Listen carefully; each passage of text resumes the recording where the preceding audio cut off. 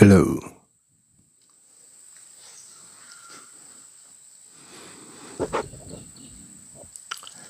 Can you hear me? Check, check, check. 1, 2. Can you hear me? Good morning. Welcome to our garden. From the desk of Pastor Tony Carson, my dad, we've been doing these daily devotions, and I've really enjoyed it. I'm glad I came from this man. Today's daily bread is entitled An Inheritance for Your Children by Pastor Tony Carson, April 17th, 2019. 1 Chronicles 28, verse 8 says, Now therefore, in the sight of all Israel, the congregation of the Lord, and in the audience of our God, keep and seek for all the commandments of the Lord your God, that ye may possess this good land, and leave it for an inheritance for your children, after you forever. How do you like that? Proverbs chapter 13, verse 22 says, A good man leaveth an inheritance to his children's children. It is good to leave our children and grandchildren an inheritance. My grandmother gave me her old RCA Victrola, but the greatest inheritance she left me was the truth, the apostolic doctrine. You don't have to wait till you die to leave that inheritance. Keep and seek for all the commandments of the Lord your God. Excuse me. The greatest inheritance, 2 Timothy 1, verse 5. Excuse me. When I call to remembrance the unfeigned faith that is in thee, that dwelt first in thy grandmother Lois and thy mother Eunice, and I am persuaded that in thee also. The greatest inheritance we can leave our children is to train them up in the truth, the faith, and the doctrine of our apostolic fathers. Not just to have knowledge of the truth, but to love the truth. Thanks, Dad. I'm so thankful I have a love for the truth. Deuteronomy 6, verse 7, 4 through 7 says, Hear, O Israel, the Lord our God is one Lord, and thou shalt love the Lord thy God with all thine heart, with all thy soul, and with all thy might.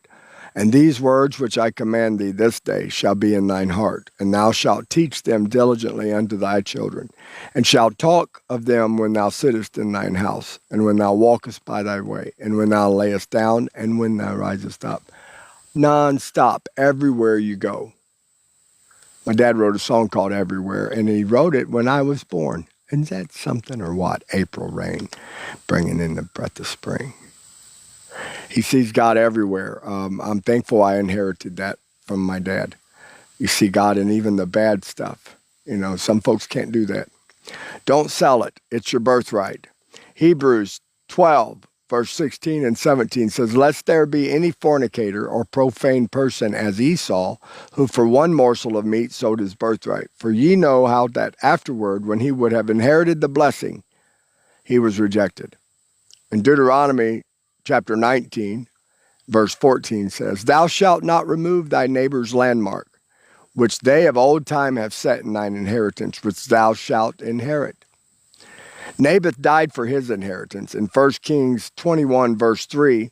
And Naboth said to Ahab, The Lord forbid it me, that I should give the inheritance of my fathers unto thee. Some things are worth dying for. This apostolic message, our inheritance, is one of those things.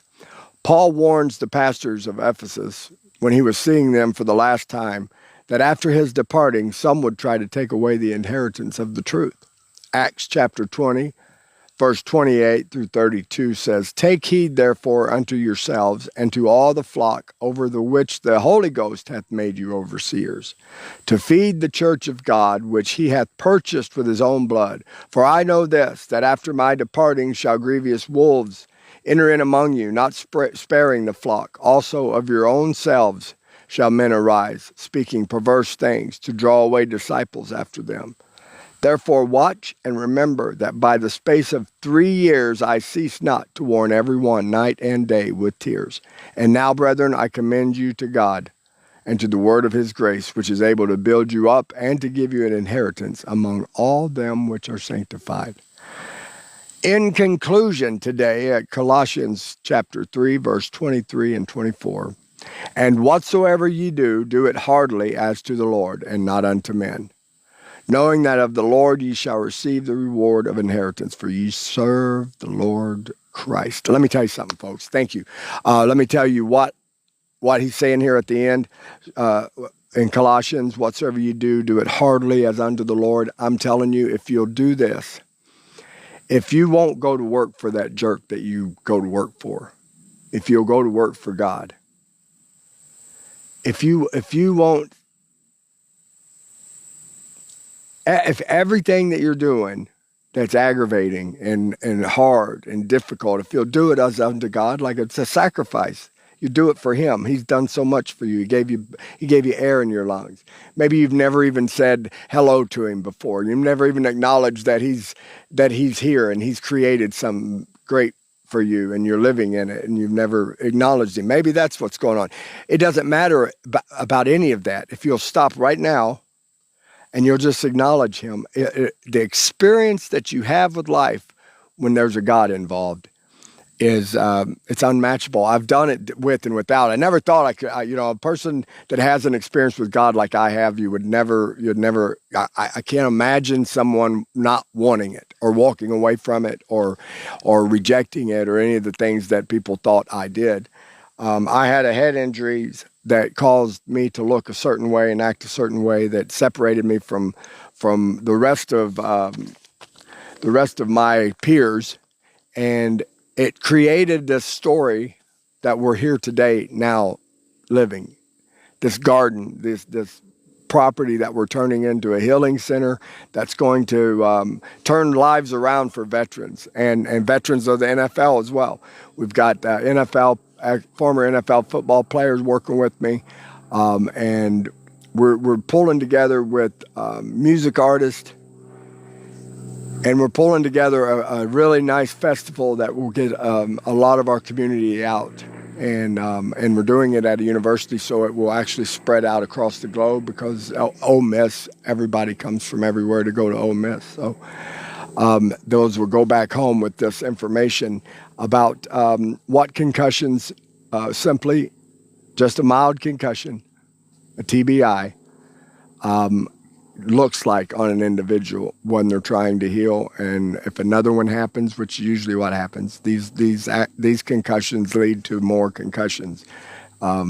You're prone to get another one immediately after getting one. So I got one this week just painting my daughter's house. I looked up and the TV right above my head, and I got a bruise like that size on my head. That's all I needed was one more concussion. I said, I'm one more concussion closer to Jesus. My whole story come together because of all the garbage, of all the accidents, all the trauma, all the stuff happened in my life, suicides, and He just kept giving me life and giving me more abundantly, and I just kept living through all the trauma, and here I am today reaping rewards of stuff that was done in secret. Nobody knew what I was going through. I didn't speak to anyone about my condition. People just guessed, and they guessed wrong all day and night. All day and night. Da-da-da-da-da. I just got the drug addict and alcoholic conclusion. That's what brain damage can look like. You're drunk. And you know what? When you look like you're drunk and that's all you hear, you might as well just get drunk. Stay drunk, man. You guys give me no hangover. I had about 20 years of really hard living, folks. And I'm thankful to be alive, thankful to be here, and I'm thankful that I inherited this great faith, this doctrine, apostolic doctrine from my father and his my great-grandmother was an apostolic preacher. And my grandpa, I'm happy about it. Y'all have a good day. God bless. Oh, I better read your comments, any of them.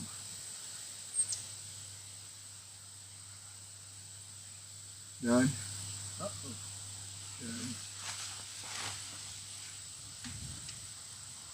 None. Oof. Oof. Get him, Sam. Oof. Oof.